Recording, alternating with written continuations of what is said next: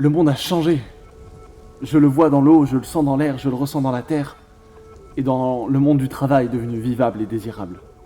Tout commença quand le bonheur rentable fut inventé. Et que 8 hommes et femmes atypiques que l'on considérait fêlés prirent conscience de leurs responsabilités. Ils s'unirent pour montrer au monde qu'un chemin de collaboration était possible et que l'opposition bonheur et argent n'était pas une fatalité. La constellation des fêlés se mit alors en quête d'écrire une nouvelle page, et à travers leurs histoires répandirent humanité et prospérité. Ils ajoutèrent ainsi chaleur dans le cœur et dans le logis des entrepreneurs, activant la spirale de conscience et de transformation. Ils marquèrent ainsi le début d'un nouvel âge. Ce podcast est le récit de leurs explorations et de leurs épopées. Bonjour et bienvenue dans Happy Podcast. Je suis Valérie Delande, producteur d'entrepreneurs fêlés. Pourquoi fêlés ? Parce que les fêlures laissent passer la lumière et portent en elles un extraordinaire pouvoir de transformation.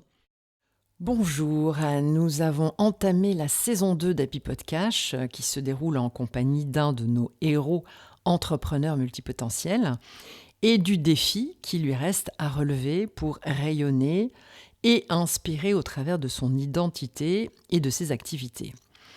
La première série de cette saison 2 a été consacrée à Emily Summers et nous entamons aujourd'hui la seconde série avec Séverine Évrard. Bonjour Séverine. Bonjour Valérie. Cette fois-ci, nous sommes dans mon salon, installé sur des canapés en cuir vert, dans une pièce lumineuse, chaleureuse, une atmosphère joyeuse, propice à une conversation qui s'annonce délicieuse. Et je vais commencer par te présenter, avant de rappeler le défi que tu as formulé à l'occasion de la table ronde des fêlés. Pour les auditeurs qui auraient envie de l'écouter, il s'agit de l'épisode 6 intitulé « La transmission de la lumière ». Alors, Séverine, tu es avocate, médiatrice holistique, entrepreneur, puisque tu as fondé 2 cabinets d'avocats, dont celui où tu exerces actuellement, Accord Majeur. Tu es également auteur du livre De justice à justesse, Être avocat autrement, qui est sorti en 2023. Au niveau des fêlures, tu fais partie des hauts potentiels hypersensibles, hyper empathiques. Et pour pouvoir gérer tout ça, tu as d'abord construit une carapace pour te protéger, te sentir plus en sécurité et tu t'es bien entendu suradapté. Et logiquement, c'est l'épuisement, le burn-out qui t'a permis d'en prendre conscience. Et tu t'en es libéré lors d'une séance de coaching qui a joué un rôle de déclencheur. Tu as ensuite suivi un chemin de transformation pendant 25 ans. Et tu as décidé de te servir de ton expérience pour proposer une approche holistique de la résolution des conflits avec des solutions juridiques et des solutions de croissance personnelle. Est-ce que c'est bien toi ? Oui, c'est bien moi Valérie. Et en t'écoutant, je réalise qu'il y a un élément dont je n'ai pas parlé lors de la table ronde et qui a été un élément très significatif dans mon parcours. C'est une maladie en 2003. J'avais alors 32 ans, qui a été un élément foudroyant pour moi lorsqu'on m'a annoncé un diagnostic de cancer. Qui alarmait très fort le médecin qui l'avait diagnostiqué. Et pour moi, cette perspective de choix entre se battre pour la guérison ou laisser la maladie se développer et possiblement ne plus être là a été foudroyant et fondateur aussi, dès l'instant où j'ai choisi la guérison. Ah ça, je veux bien le croire. Et c'est quelque chose, effectivement, c'est une nouvelle révélation dont tu n'avais pas parlé. Merci pour cette précision très, très importante qui explique encore plus ton approche holistique, évidemment, du sujet. Oui, tout à fait. C'est parce qu'à l'époque, je ne pouvais pas comprendre cette maladie, étant donné que j'avais une santé excellente et que je n'avais même jamais été malade, jamais connu un jour de congé pour raison de maladie, que j'ai choisi d'aller en comprendre en fait la raison, le sens. Et mon chemin de guérison a été pluriel, holistique avec de l'allopathie et aussi d'autres médecines. Et c'est forte de cette victoire totale que j'ai eu envie de proposer une approche beaucoup plus complète dans la résolution des conflits pour mes clients. Très logique. C'est l'expérience personnelle, évidemment, qui nous amène à transposer dans l'univers dans lequel on exerce ce que l'on a pu expérimenter. Exactement. Magnifique. Eh bien, Séverine, passons maintenant à ton défi, à cette nouvelle étape de confrontation qui te freine encore dans ton développement et ton rayonnement. Et lors de la table ronde, quand je t'ai posé la question « Que te manque-t-il pour déployer ta puissance ?», tu m'as répondu « Oser demander et recevoir de l'aide ». Tu m'as même parlé d'ouverture au soutien, à la collaboration, au fait de ne plus être seule à porter et à ouvrir ce chemin-là. Tu as un commentaire ? Écoute, c'est un défi qui reste d'actualité et qui effectivement marque mon chemin de vie. Alors, il a été très clair très tôt pour moi que lorsque j'évoluerais à titre professionnel, ce serait dans le cadre du statut du travailleur indépendant et que j'avais besoin de pouvoir être aux commandes. En fait. Et donc, c'est pour ça qu'une fois que ma formation a été achevée, c'était assez logique que d'envisager de créer un cabinet d'avocats et d'en fonder un premier cabinet. Bien sûr. Et donc, comme tu dis, ça a été un premier élément, un premier réflexe.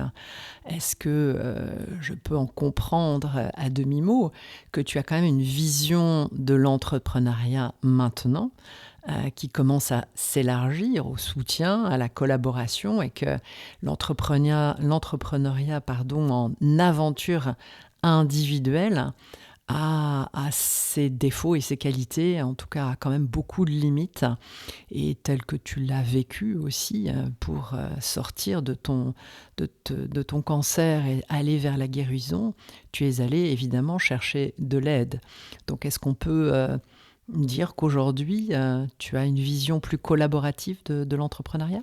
Oui, certainement. J'ai fait l'expérience de cet entrepreneuriat solo, c'est-à-dire cette solitude du chef d'entreprise qui avance envers et contre tout et qui emmène avec lui son équipe et qui fait et qui est un petit peu au four et au moulin en permanence. Aujourd'hui, j'ai vraiment envie de passer à autre chose, de vivre autre chose et surtout d'être dans une dimension du donner et du recevoir qui est beaucoup plus large. Et qui donc implique de former équipe avec d'autres personnes. Alors ce travail en équipe me tient vraiment à cœur. Je travaille en équipe avec mes clients, je travaille en équipe avec mes collaborateurs avocats, je travaille en équipe avec des partenaires experts dans le cadre de l'approche holistique. Donc cette dimension plurielle aujourd'hui, elle est tout à fait essentielle. Et donc tu as déjà osé demander de l'aide et du soutien ? Alors, j'ai déjà osé demander de l'aide et du soutien. Oui, il y a des moments où c'est plus facile que d'autres et il y a des personnes vers lesquelles c'est plus facile que d'autres. C'est vrai qu'il y a déjà quand même un chemin qui se dessine et qui peut, à mon sens, encore s'élargir. Mmh. Et c'est un élément, on va dire, tu viens de rappeler l'importance justement de savoir avec qui finalement on va pouvoir faire ce chemin. Si on commence par ton équipe, c'est peut-être le plus facile, c'est toi qui maîtrises, c'est toi qui sélectionne, choisis. Comment tu procèdes avec cette équipe ? J'ai assez vite mis en place une manière de créer cette équipe qui était d'emblée axée sur le facteur humain. C'est-à-dire que lorsque j'ai besoin d'une personne supplémentaire dans l'équipe, eh bien à ce moment-là, je vais recevoir les candidats et je vais passer énormément de temps à les écouter. eux, à leur poser des questions pour savoir qu'est-ce qui leur a donné envie de postuler chez moi, comment est-ce qu'ils fonctionnent, tant dans leur vie privée que dans leur vie professionnelle, ce qui les motive, ce qui les retient, ce qui est toujours un entretien très riche. Et puis alors, je leur parle de moi, de ma personne, et puis du mode de fonctionnement du cabinet, pour que dans cet espace de rencontre mutuelle, on puisse tout de suite savoir s'il y a un élan de travailler ensemble, il y a un désir de construire quelque chose et de cheminer côte à côte. Et ensuite, une fois que ce premier élan est validé, je vais proposer au candidat, qu'il accepte ou pas, un problème juridique à résoudre. Comme ça, il peut alors vraiment là faire étalage de ses compétences, de ce pourquoi il a étudié pendant 5 ans. Et lorsque j'ai pris connaissance de leur travail, je vais alors choisir les personnes à qui je propose un second tour, une seconde rencontre. Et là, je rentre dans le vif du sujet financier notamment, de la collaboration, donc dans tout ce qui est beaucoup plus pratique. Et puis, je ferai le choix, moi, du candidat ou de la candidate qu'alors je retiens. Un choix, j'imagine, qui va être une sorte de pondération de l'humain, donc du savoir-être, de l'être, du savoir-faire, puisque tu expérimentes les expertises et tu en tires évidemment quelques leçons. J'imagine que tu échanges avec eux pour pointer les bonnes choses d'abord, évidemment, j'imagine bien, Évidemment. mais aussi les sources de progression possibles. Exactement. Et donc, tu pondères, ça t'arrive d'avoir des hésitations. Qu'est-ce qui emporte le morceau, là ? Alors effectivement, il peut arriver que 2 candidats retiennent vraiment mon attention, mon envie. Et dans ce cas-là, il y a un choix à faire, puisqu'il y a par définition une place, de l'espace pour une personne.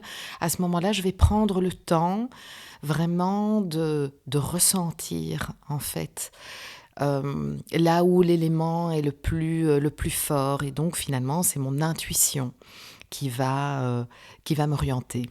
J'allais le dire, mais je préfère que ce soit toi qui l'exprime, évidemment. Lorsqu'on est connecté à l'humain, on va évidemment d'abord écouter ses sensations et ensuite simplement vérifier ce qui est du domaine de l'expertise, de l'expérience aussi, bien sûr, de la personne. Et puis, comme moi, je dis souvent, j'adore cette façon de voir les choses, que choisir, ce n'est pas renoncer, c'est séquencer. Donc, ça veut dire que tu as aussi un deuxième candidat potentiel que tu peux peut-être solliciter ultérieurement. Je ne sais pas si ça t'est déjà arrivé. Absolument, absolument. Donc la porte est toujours ouverte, en fait. Nous avons été en relation, il y a eu un élan partagé, ça ne peut pas se concrétiser à ce moment-là, mais la relation est amorcée. Et donc à nous, après, de décider d'enrichir, de développer cette relation ou pas. Et donc ce qui a pu déjà se produire par le passé, c'est par exemple de commencer une collaboration externe de manière ponctuelle, avec l'avocat qui n'a pas été retenu quand, par exemple, j'ai une surcharge ponctuelle de travail, ou alors de laisser la porte ouverte lorsque l'avocat a parfait sa formation, mais voilà, s'il a envie d'autre chose, si dans le cabinet dans lequel il se trouve, il est arrivé au bout de la collaboration, il peut toujours venir refrapper à ma porte et voir alors si à ce moment-là, il y a une conjugaison qui peut se faire. Oui, certainement. Mm-hmm. C'est un « et ». Bien sûr, voilà, c'est séquentiel. Et j'imagine qu'en cours de route, tu as aussi des formes d'entretien, d'échange, de points avec tes collaborateurs pour vérifier que cette adéquation est toujours juste. Lorsque je commence une collaboration avec quelqu'un, l'idée, c'est toujours le long terme. Je ne suis pas du tout quelqu'un qui s'épanouit dans le turnover. Non, une relation qui est amorcée est une relation que j'ai à cœur de construire et de développer. Et donc, effectivement, il y a des rencontres régulières, déjà par une réunion d'équipe une fois par semaine où on prend vraiment le temps de parler des clients, des dossiers du cabinet en intelligence collective. Et puis, il y a également des entretiens trimestriels pour justement évaluer le bien-être et le bon fonctionnement de la collaboration à titre individuel, du côté du collaborateur, de l'autre avocat et de moi-même et de la relation. Donc, on est toujours sur une tripartite, en fait. Ce qui permet alors d'adapter le curseur.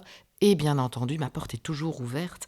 La communication, pour moi, est un essentiel et une base de la collaboration de travail. Ça, c'est très très clair.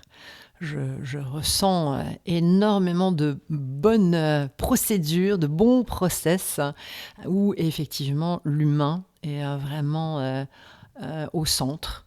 Et bien sûr, à lui aussi de faire des efforts et de s'adapter au process que j'imagine que tu as mis en place, parce que c'est quand même évidemment avec un résultat qui est nécessaire à la bonne conduite de tes dossiers. Oui, oui, absolument. Alors les process, le know-how existe, est validé.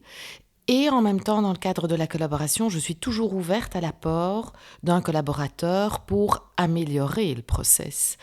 La créativité est aussi au cœur de l'ADN, en fait, de notre métier. Et créativité, tant au niveau de la relation avec le client que de la solution juridique que l'on veut apporter. Le métier d'avocat, pour moi, est vraiment un métier où nous aidons à faire progresser les réflexions, à faire progresser le droit. Et donc, on ne doit pour moi jamais hésiter à venir proposer une nouvelle thèse au magistrat que l'avocat de la partie adverse va venir confronter, contester, malaxer.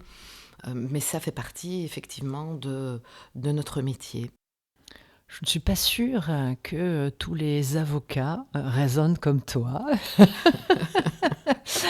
J'aimerais beaucoup, j'en ai pas rencontré beaucoup, moi, qui me semblent dans cette lignée que tu exprimes. Et j'allais te dire, est-ce que les collaborateurs, justement, t'expriment une identité différente, une façon de faire qui est particulière?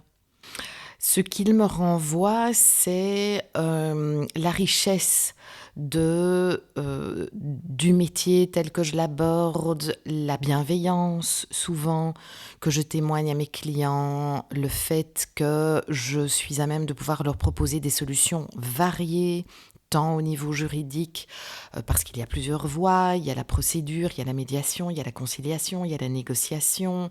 Donc ça, ce sont déjà des outils de solution que tous les avocats ne pratiquent pas nécessairement.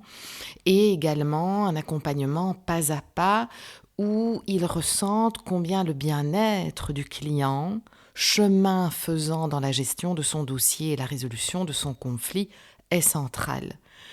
Et ça, c'est une dimension à laquelle peu d'avocats sont attentifs, même si aujourd'hui, on en parle de plus en plus et on se rend bien compte, notamment qu'avec l'émergence de l'intelligence artificielle, on ne va pas pouvoir continuer notre métier uniquement de manière classique. Et quand je dis émergence de l'intelligence artificielle, c'est déjà obsolète. Oui. Je veux dire, l'intelligence artificielle Elle est là. est bien en place. Oui. Exactement.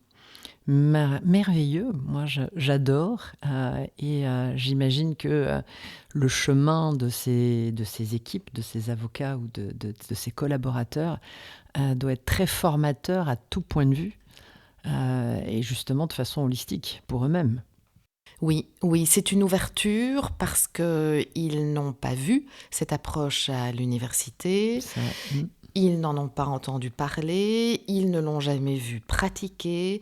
Donc c'est souvent voilà, deux grands yeux qui s'ouvrent, un peu émerveillés, il faut bien Un le dire. cœur qui s'ouvre aussi. Et un cœur qui s'ouvre, oui. Superbe.